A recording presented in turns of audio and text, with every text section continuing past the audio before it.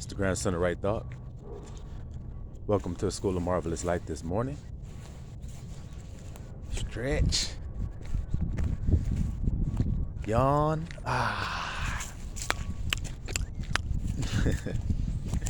Shake. Do whatever you got to do to wake up this morning, little sheepies. Because we got some word from Abba.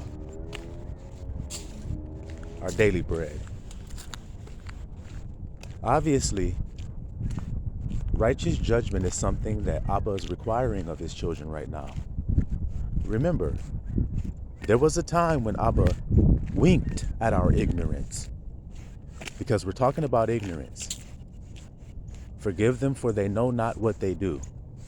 To know not what you're doing obviously means you're ignorant. You see? So, a double-minded man is unstable in all of his ways.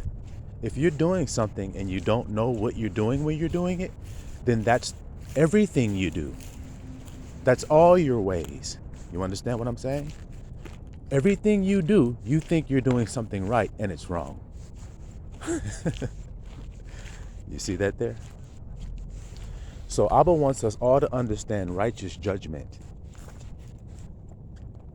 And so we're going to read from the book of 2 Corinthians and gain some insight into how you're getting deceived, how your judgment is off, and if it's off, what will happen to you,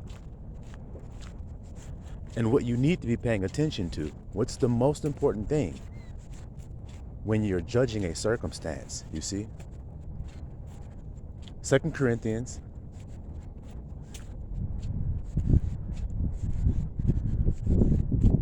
let's see.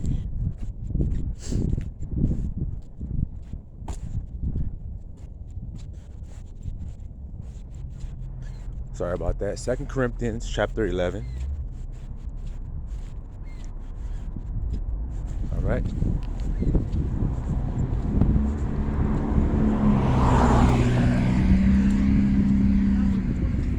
Huh? Oh, I don't know. I don't.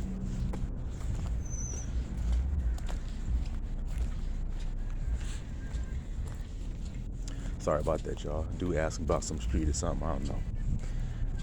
All right. Starting at verse 10. 2 Corinthians 11, starting at verse 10. All right. Paul says, as the truth of Christ is in me. Stop. So before we continue, he establishes that the truth of Christ is in him. So he knows the truth. He's making it plain that he does. Now, a lot of people don't like Paul. A lot of people deny Paul. Okay? Recently, I heard there was a Hebrew Israelite camp, I believe by the name of Sakari. And one of their leaders, Guerrilla Hebrew, he's one of the ones that I have heard state that he denies Paul's writings. You see? So Paul is saying that the truth of Christ is in him. But though people say that it's not, obviously, you see there? Because of wrong judgment. Somebody's judging wrong, either Paul is or people are. Okay? So he says the truth of Christ is in me. No man shall stop me of this boasting in the regions of Achaia, where he was at the time. So he says, I'm doing some boasting, and ain't no man going to stop me. They think because I'm boasting that the truth of Christ is not in me. But I know that the boasting that I'm doing is just foolish speak. He's going to say that. I speak as a fool when I do this. I know that's what I'm doing. But since you let other people speak to you like that, then why won't you let me speak to you like that? You see what he's saying about judgment? You let people boast all the time. Nigga get on TV and hit a three-pointer. He start jumping around, beating his chest like he King Kong because he hit the game-winning shot in the NBA Finals. And he gets in a post-game interview and talks about how great he is and how nobody could stop him. You see? And you let him do that, and it's fine. But when somebody who knows the truth of Christ is out there putting it between his legs, hitting threes, beating himself on the chest, you say that's wicked and wrong. hypocrisy. See that there, little flock? So you see what Paul's already saying? 11. Wherefore? In other words, why? Why won't somebody be able to stop me of this boasting? Because I love you not? So he says, am I boasting because I don't love you? God knoweth. You see what I was telling you on my videos recently? How I do what I know God accepts. So people may not understand what I'm doing, but God knows what I'm doing, and that's enough for me. A lot of people will know that God knows something is good, but they won't do it because men doesn't say it's good. And they're scared of men's judgment, so they stifle it. Or they put their light under a bushel. Light means truth. So if you put your light under a bushel, that means the truth that you have learned about life, you hide it because you're scared that somebody's going to judge you. But you should let that light shine before men. You see there? He says, because I love you not, God knoweth. But what I do, that I will do. So the way I be talking, the way I be acting, I'm going to keep on doing that. Because Abba knows what my heart is saying. Abba knows why I'm doing it from my heart. You see? A lot of things that people consider to be unclean, they may as well call abased behavior. Paul says, I abase myself so that you may be exalted. See, because there are people caught in all kinds of false judgments in bondage. So if you come to set the captive free, then you're going to show him that he is free. Now, a lot of the slaves, when they see you act free, some of them are going to get envious. Some of them are going to hate you. Some of them are going to reject you and not even believe you're truly free. You see that there? But then there's some others who will. He says, but what I do, that I will do, that I may cut off occasion from them which desire occasion. I hope you hear that there, right there, little flock. So what is Paul saying? I set a trap. That's why I act like this. So that somebody will come forward and say, hey, you're wrong. And that gives me the occasion to chop his ass down with the truth. It's like bait. People look for sin as bait. Well, they don't actually know what sin is. So since I actually know what it is, like he said, I know the truth of Christ, then I set bait. In other words, things that people think are unclean. And why? So I can draw them to me, to challenge me, to test me.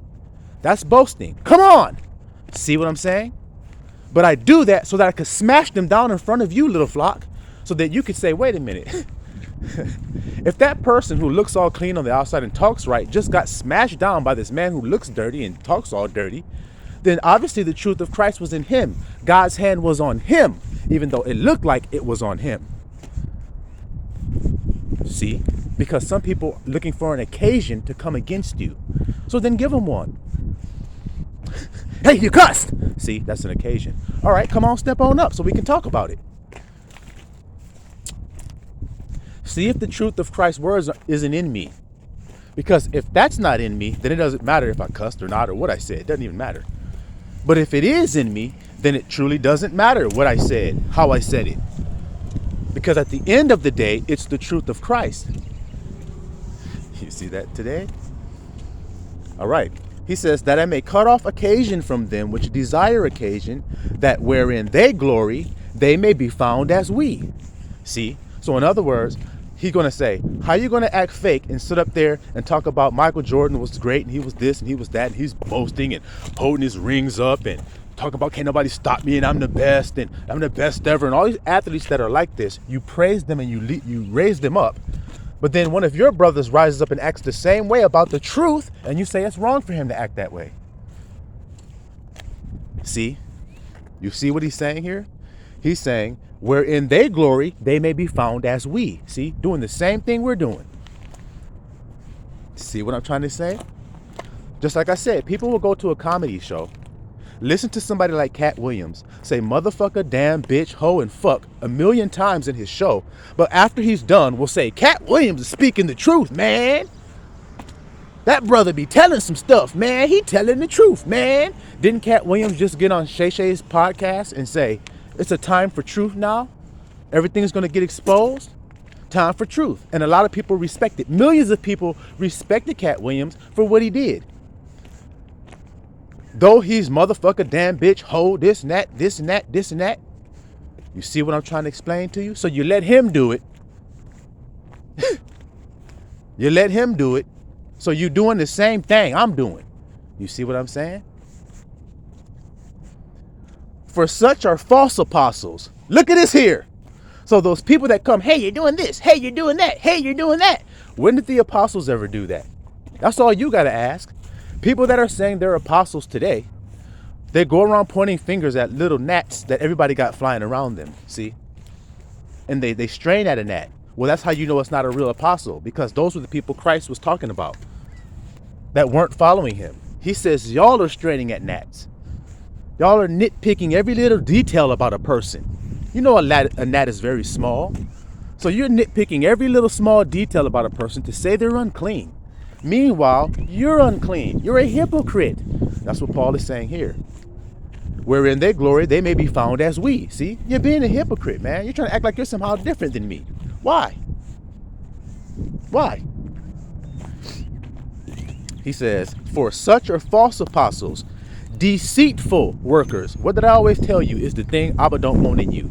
Deceit and lies. You see how it always connects like Legos? These are not real.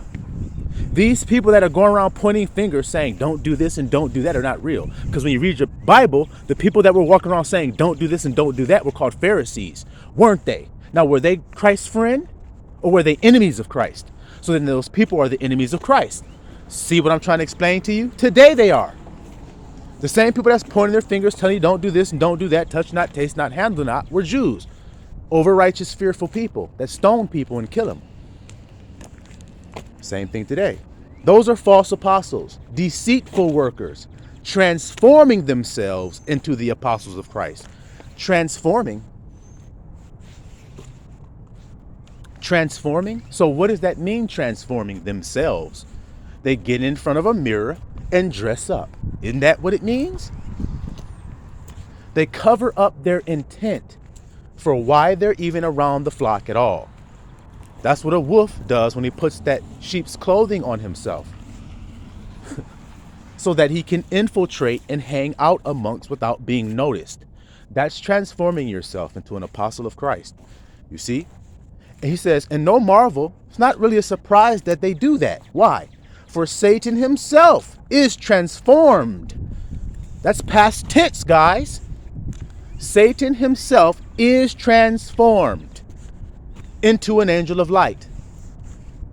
So all of you with this boogeyman idea, this scary lurking in the shadows, pitchfork with a horn on his head ass guy, you might as well throw that out of the window, because the scripture says he is transformed into an angel of light. So if he has transformed himself to look as though he's good, even though he is not, then so do his children. That's what Paul is saying here. That's why he's not fronting or putting on for you. Do you understand this now? The true laborer doesn't try to be somebody in front of you. He doesn't transform himself. The man you see that's talking to you is the man you see that's at home by himself. Because Father sees in secret. So that man understands that he can't hide from God. He can't put on something in secret and then come out in public and act different and think God doesn't notice it. He knows God sees what he's doing when no one's around.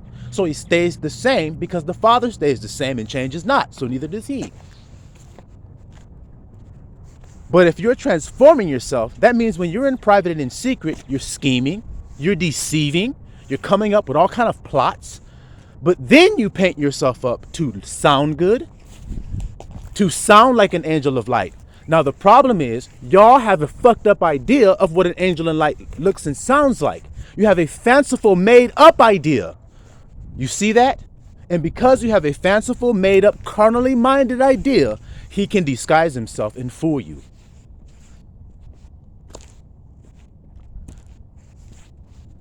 Okay, I'll give you an example. You hear a knock at your door. Boom, boom, boom, boom, boom, boom, boom, boom. And you hear, police, police. And you say, oh shit, what the hell is going on? The police are out there. You go to the front door and you look through the little hole and you see a uniformed officer, two uniformed officers outside of your door. Badges all on the uniform and shit. Little name tag up there, all that shit. Badge number, all that. So you open your door and they say, hey, we had a call. It was a disturbance. What's going on? And you say, hey, I don't know. I'm not involved in it. And they go on their way. Now, let's just say you get another knock at your door. Boom, boom, boom, boom, boom. Police, open up. Look at the bunny, guys. You see, I told you the little bunny was here, and now he's back so you guys could see him. Hey, oh, I hope y'all saw that. He's so little and cute. Look at him. Running up in his little hole in there. I didn't see him last time, but this time I'll say, come on out so they can see you, man. So they can see you. So, that next knock at your door, hey, it's police, open up. Now, these are just some guys that are plotting to rob you. You hear me today, little flock? It's very easy to understand this. They're working deceit. So they got outfits on that are not authentic police outfits, but they look like it. See what I'm trying to tell you? They're trying to talk authoritative like police do. They got on belts with little stuff on it, little tasers and shit, trying to look like police officers. But you can tell that shit is cheap as hell. It's not real. It's the fake shit this nigga bought. Put on as a disguise. But this person doesn't know. So they say, what's going on? Hey, the police, open up the door, man. And he opens up the door to see what they want. And they knock his ass down and rush in there and take all of his goods. The only reason he opened the door, y'all hear me today, is because he thought that they were messengers of light. He thought they were the police, someone there to do something helpful. But actually, they were there to rob. That's what Paul was just telling you about. Because you're used to a uniform, hear me, little flock. Because you're used to a uniform and a badge and a hat and a belt with a taser and gun on it, that's what you think a cop is.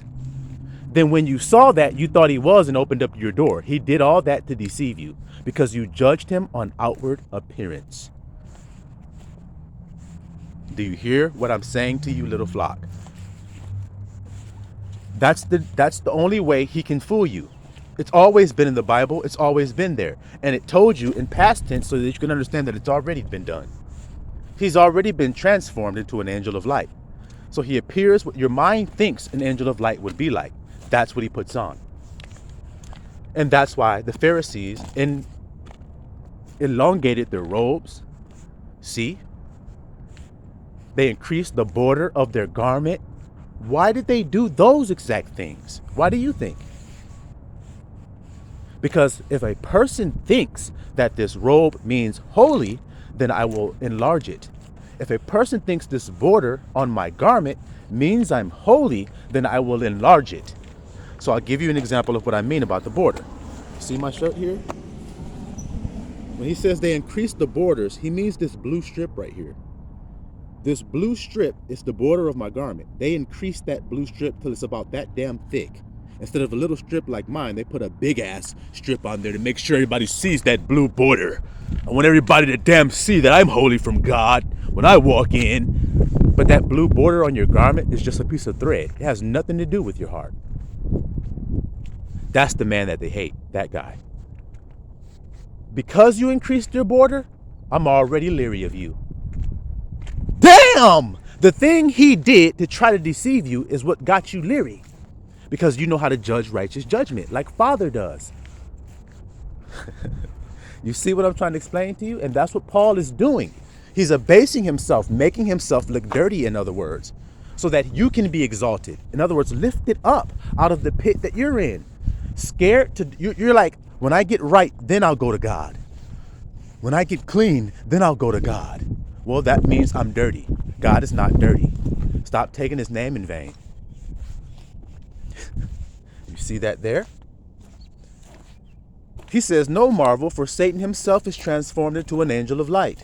Therefore, this is why it is no great thing if his ministers also be transformed as the ministers of righteousness. Right thought. His children transform themselves into the ministers of righteousness, whose end shall be according to their works. You hear that, little flock? Whose end will be according to their works, because you deceived and because you were a worker of iniquity. Though you say you worshiped me, though you say you cast out devils in my name, though you said you did many mighty works in my name, I never actually knew you, because you're the child of your father. So how could I know you? You're somebody else's kid. You can claim that you're my kid all you want, but you're not. And nothing outward that you do will change that. Look at what happened to God's people. They were put into slavery on the earth, and their identities were stolen by another nation. And this other nation believes that they can claim this other people's identity because of how they dress, because of the days that they keep, because of where they live. They think that makes them God's people? Really? Well, that's not what the scriptures say a Jew is. Watch this. What makes a Jew a Jew? Give me an example of what makes a Jew a Jew. And see, now I'm going to tell you the truth of what makes a Jew a Jew. A Jew is not one outwardly, but a true Jew is the one of the heart. And the circumcision is that of the heart, not of the foreskin. So if you said something that makes a Jew that is of outward appearance, then you just lied. Because there isn't any outward appearance that makes a Jew. It is a Jew of the heart, and his heart is circumcised. Like when a Jew's foreskin is cut off according to the covenant. Abba circumcises the foreskin of a man's heart. That's the true circumcision. That's the true Jew. So then if somebody starts to tell you about outward things make you what you are, then he's lying to you. He's just lying to you. And whenever Abba gives a physical representation of something in the Bible, he gives it so that you can understand the character of the person. Let's use Jacob and Esau as an example. Jacob, smooth man, dwelling in his tent. Esau, rough, hairy man, out in the field. So what does it mean? See, you can look at that and just see a smooth man and a hairy man and say, okay, that's what the difference was. But what does it signify? What is Abba showing you? He's showing you that one is spiritually minded, smooth. One is carnal minded, rough to the touch. He's all about feeling. He's all about what it looked like and feel like. That's why he's in the field. That's why he hunts in the field. You see? But the other man is all about what's going on inside of himself. So he stays within himself in his own tent, dwelling there. And he's smooth because he's not roughed up from the world, being busy in it, hunting. You see that there, little flock? So you have to apply that principle to everything that you hear God say, that there's a higher principle to it. And if you just hear the lower principle, then you're missing the higher principle. Well, then you've missed it all. You actually missed the truth concerning the thing. And that's what Paul is trying to get you all to understand there. That these people that put on for God, that dress, that speak perfect, that want to do everything outwardly perfect, are not God's people at all. If they're focused on outward, then they're the devil's people. They're Satan's children. Now, what did Christ say about the Jews of today? I know the blasphemy of them which say they are Jews and are not, but be the synagogue of Satan. So there's nothing different than what I'm telling you right now, is it? Is it? Most of your so-called religious leaders of today are actually the synagogue of Satan, who have transformed themselves into an angel of light. I am a messenger of Christ's truth, but they don't actually teach you anything that Christ told you. That's how you know he's fake. He's just actually showing you something. He's not telling you anything. And what do I mean by showing you something? He's standing in front of you and appealing to your outward senses. And that's actually all he's doing. Look at me up here. Look at me. There go the bunny again, guys. There he is again. Oh, you ain't got to run, little guy. I'm not going to hurt you. I'm not going to hurt you. But y'all see that? You're sitting up here letting somebody dance in front of you with a nice robe on, like Catholic priests do. See, I'm going to give you guys an example. Christ says, call no man on earth your father, for you have one Father in heaven. You see that there? You have one Father. So call no man on earth your father. What do Catholic priests, what are they called?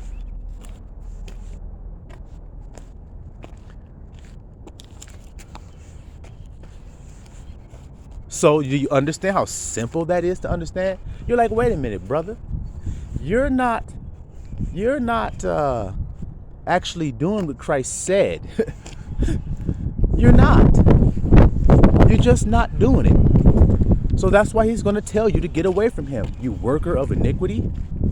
Like he said, according to their works, they're going to be repaid. See, you are a worker of iniquity. You were in there deceiving my people, trying to convince my people that a Jew is one outwardly, when I clearly said that he's not.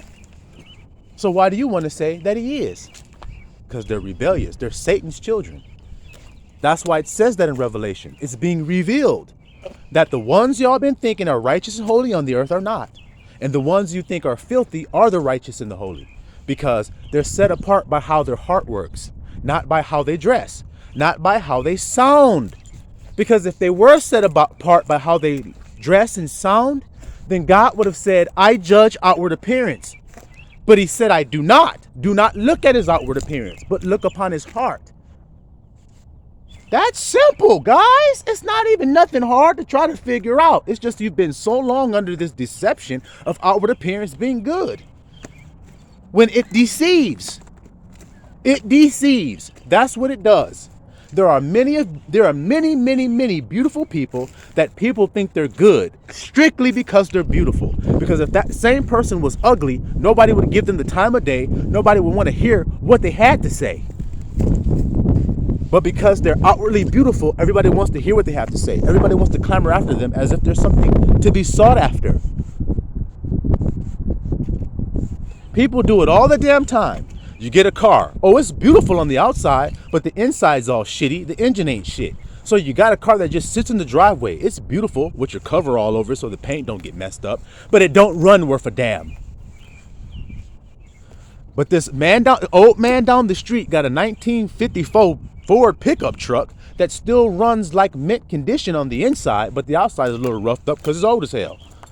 But it had never failed him. Obviously, he's been driving it for 50, 60 damn years. But y'all can't see that.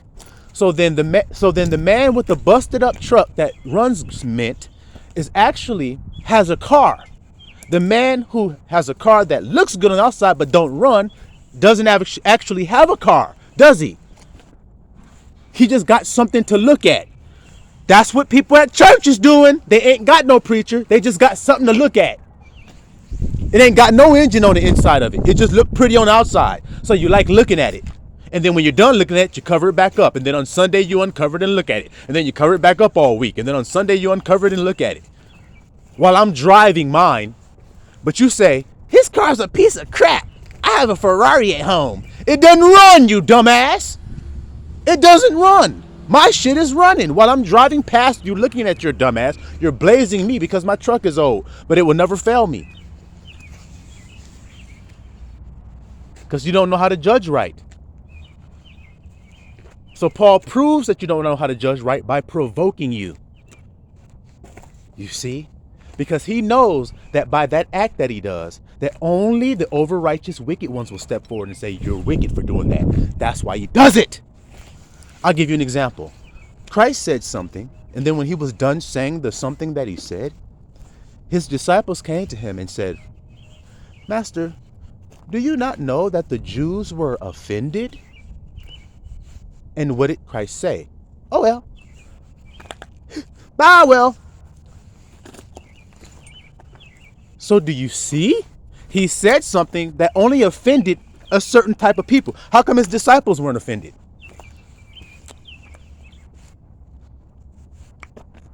He says, beware of the leaven of the Pharisees. Over-righteous ass people that point fingers. Beware of their leaven. What does leaven do? It makes the lump rise. I want unleavened bread. Check the Exodus. Check the Exodus. I want my bread without leaven. So then if somebody comes and gives you some leaven, that means he's giving you extra. And all the extra does is swell up your pride.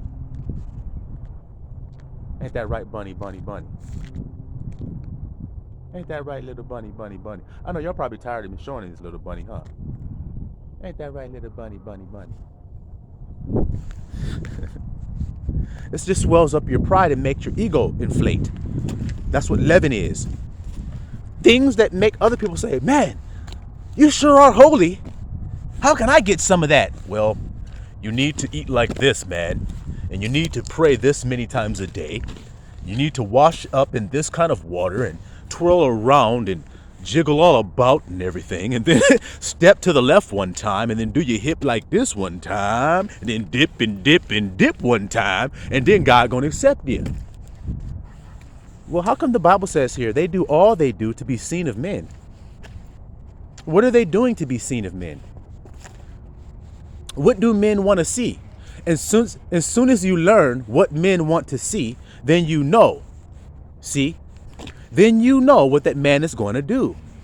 He's not going to do something that people don't want to see. That's my job. Like Paul said, I abase myself. I speak as a fool. I'm speaking as a fool right now. I know I'm boasting. I know I'm jealous over y'all with the godly jealousy. I know that. And I know that people misinterpret that and they consider my speech to be rude. I know that because he goes on to say that. Though I be rude in speech, not in knowledge. I'm rude in speech so that those over-righteous people will get up out of here because they're not actually God's people. We don't want them here. Y'all can't get them out. And you know why you can't? Because you're not willing to do the dirty thing that causes them to attack you to get them out. I am. And see, when you say I am, the world hears that egotistically. Oh, you're willing to do something anybody else willing to do. Who you make yourself? Ask my master if they asked him, what do you make yourself? Get out of my fucking face. And see, when I say that, Christians get offended as if I'm talking to them. I just told you who I'm talking to. Wolves that are in sheep's clothing. They're in our midst. So I have to talk like this where you can hear it too. But I'm not saying it so that you get offended. I'm saying it so that they get offended and get up out of here because we don't want them here. The true worshipers won't get offended. That's why the disciples came to Christ and said they were offended. Not we all were. Don't you know they were offended at what you said? They be blind leaders of the blind, man. Let them go fall into the ditch. I pray for you. I pray not for the world. Did you read that scripture? But yet you have people of the world. Pray for them, man. Pray for the world, man. Pray for them over there. Pray for them over here. Pray for them over here. I pray for Christ's chosen. Because that's who he prays for. He said, I don't pray for the world. Now, if he said that, the question is why? Why would you if he doesn't? That's the question. Why would you do it if he doesn't do it? Because you think what the world tells you is good. Yeah, when you do that, that's good to do. That makes you feel like what you did was good today. You did something right. You do something right when you do what Yahusha tells you to do. Did you know that? That's when you're doing something right. Wouldn't you say so? Wouldn't you? But these people that are told to take no thought of what you shall wear, when you see a true apostle or a true minister of Christ, like myself, then it should be obvious to you that I take no thought of what I'll wear. Now, there's 3 years or 4 years of videos here. Do I have this hoodie that you see right here? Am I sitting in a car 3 years ago with this same hoodie on? So at least for 3 years, y'all have seen me wearing the same thing. That means I don't take thought, doesn't it? Now, when you get before the ministers of the world, do they wear changeable apparel? Can you tell that what they're wearing, they thought of it before they put it on? They coordinated it first? Can you tell it when you watch them? It's pre-planned. So that means they took thought of how they look in front of you. But the kingdom doesn't come with outward observation. So why would I take thought of that. I wouldn't if I listened to Christ. I wouldn't if I listened to him. It's when you don't listen to him and you go about to establish your own righteousness is when you start screwing up, like I said. Now, I've made it clear why I do the seemingly unclean things that I do. You guys want to attack me about it? Then take that up with Abba. You see? Because now it's been made evident and clear through Paul. Because that's why Paul says he does the things he does. Now, what does Peter say about Paul? He says, our beloved brother Paul. See, beloved brother. So he's the truth of Christ like Peter is. Apostle, true apostle. See? He says, our beloved brother Paul speaks sometimes in things which be hard to be understood. See? And that's the man that says I have rude speech. This is also the man that says, you guys say I talk very harsh in my letters and I'm very bold in them. But in physical presence, I'm weak. I'm humble when you physically see me in person. But when you watch my videos, which are letters, when you watch my videos, you're like, he's bold, he's fired up. But if you saw me sitting and you were sitting with me, you'd be surprised at how still and quiet and calm of a man I am. Just like Paul was saying, it's no different. Paul is a true apostle. See? Even though many people say that he's not. Well, Peter said that he was. Or else he wouldn't have called Paul beloved. So he understood that the things Paul do sometimes is hard to be understood by people. And some people wrestle with it to their own destruction. I just told you who the people that wrestle with it to their own destruction are. That's why he's doing it, so that they'll wrestle with it to their own damn destruction. And actually, they will expose that they're in error. Hey, what you're doing is wrong. Step on up here. I've been waiting for you. But if you never do the thing that looks wrong or never put the bait, he'll never come out. So you got to put the bait. I'll show you the bait. Yahusha goes to go eat. Now he knows that they're watching him, and he knows that they expect him to wash his hands before he eats. He doesn't do it. There's the bait. He looks filthy right there. So he's taking on a filthy looking act to prove that it isn't. That's how you prove it isn't. That's what I'm telling y'all about what I do. Oh my gosh, it's so beautiful and easy to understand, isn't it? Yahusha does that on purpose. Let's see. Hey man, your hand's all withered. I'll heal it for you. Hey, Yahusha. This is before he healed the hand. What are you doing, man? You're not allowed to do that on the Sabbath day. Yahusha asked them, is it good to do? Is it righteous to do good on the Sabbath day? And they didn't answer him. And he got angry. You hear that, little flock? He got angry at them. He looked at them with anger, it said. And then he said, stretch forth your hand. And the man's hand was straight and healthy again. And those men ran and saw how they may destroy Yahusha because of that. Does that make sense? And so he did what looked unclean, but he did a good thing. So they said, hey, you're not supposed to do that on the Sabbath day. That was their accusal. What about when he took the corn? He knows they're watching him there. But his men plucked the corn and ate it, and they came at him and said, hey, don't you know it's not lawful to do that on the Sabbath day? Don't you see that, little flock? So they're accusing him of doing something filthy or being dirty. And they're only doing that because he's baiting them. But if he considered them, in other words, if he was about to eat and he looked over and saw some Jews and then he washed his hands first and then start eating, what is he doing? He's men-pleasing. You're actually telling God says, here, go ahead, partake. And then you go, hold on, God. These people are going to get mad. Let me make sure I do it right in front of them first. God's like, you're doing it right in front of me already. I don't want you to put on and be fake. You don't have to be.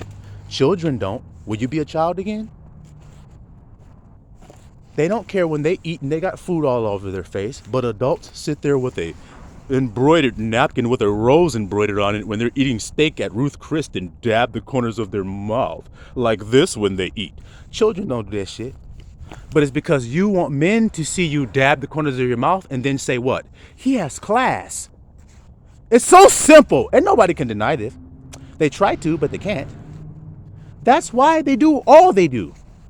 He said they do everything they do to be seen of men. So they dab the little mayonnaise off of their brunch that they're eating there with their mimosa sipping. They dab it with an embroidered napkin so that men can see it. Because it doesn't mean nothing. If it did, when your kid is in his high chair at the restaurant sitting next to you, you don't dab the corners of his mouth all meticulously. You let his face get nasty. And when people look over there and see him, they go, oh, how cute, how cute. Hope you hear this today, little flock, because it ain't hard to hear. It ain't hard to hear. Bravery allows you to do things that look like it's filthy to prove to people that it's not. The coward can't do that, and that's why he can't enter in. You see that today? But a hard-fighting soldier will. He'll do what he's been ordered to do. And he won't kick against the pricks of it either. So, hope y'all can receive that message today and understand how you are to be. You are to let Abba lead your life, and him to tell you what is good, and him to tell you what is right, because he's the one that knows it, isn't he? I would say so. Silwa Mesraella.